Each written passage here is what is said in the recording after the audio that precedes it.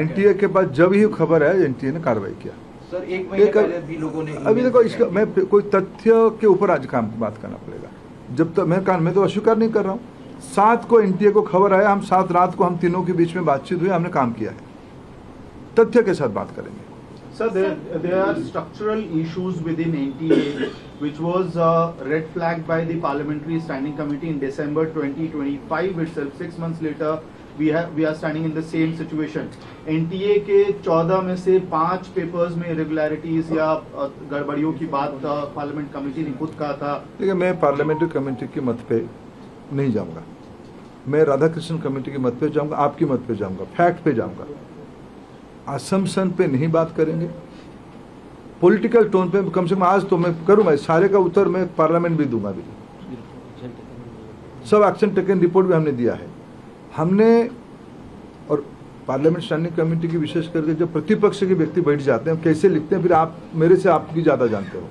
मैं आज कोई पॉलिटिकल उत्तर, आज वो माहौल नहीं है, मैं उसको नहीं देना चाहूँगा। सर, बड़ी संख्या में जो छात्र हैं उनका ये डिमांड है कि एनटीए को बदला जाए, एनटीए की जगह किसी और एजेंसी को जो है बुलाया जाए, क्योंकि बार बार एनटीए जो है वो मिसकंडक्ट कर देती है। देखो, कोई ना कोई एजेंसी, मैंने कल दिल्ली यूनिवर्सिटी के वाइस चांसलर साहब की एक इंटरव्यू देख रहा था, कोई ना कोई एजेंसी तो करेगा ना।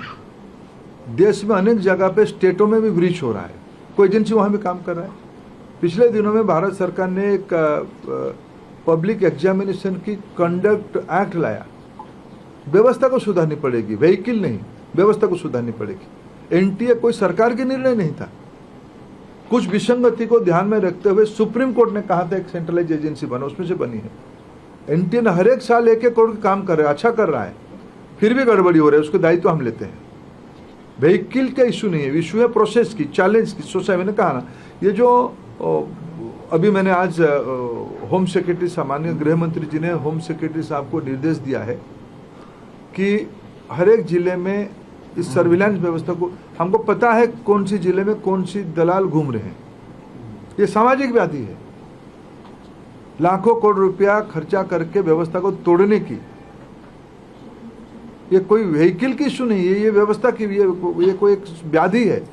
आपकी मदद में चाहता हूं उस व्याधि को रोकने की। सर, एनटीए खुद कह रहा था कि ऑनलाइन परीक्षा के लिए 22 लाख बच्चों की परीक्षा के लिए वो कैपेबल अभी नहीं है। आपको लगता है नेक्स्ट टर्म तक हो जाएंगे? चलो, अभी तो मैंने कहा साल भर। एक सवाल ये है कि क्या सर, एक सवाल ये है, क्या नीट 2025 भी संदेह के घेरे में था कि नहीं सर, इसलिए सवाल ये पूछा मैंने। अरे देखो, मैं असम्पशन पे कोई उत्तर नहीं दूंगा। एजेंसियां काम कर रही है, उनको करने दो। सर एक सवाल, क्योंकि एजुकेशन से जुड़ा हुआ मामला है और लाखों बच्चों के भविष्य से, क्या आपको लगता है कि कानून व्यवस्था और भी सख्त करने की जरूरत है, जैसे कि जो भी अपराधी हो इसमें संलिप्त हो उनके खिलाफ कड़ी से कड़ी कार्रवाई की जाए, चाहे वो सरकार के अंदर हो, सिस्टम के अंदर हो या बाहर के लोग?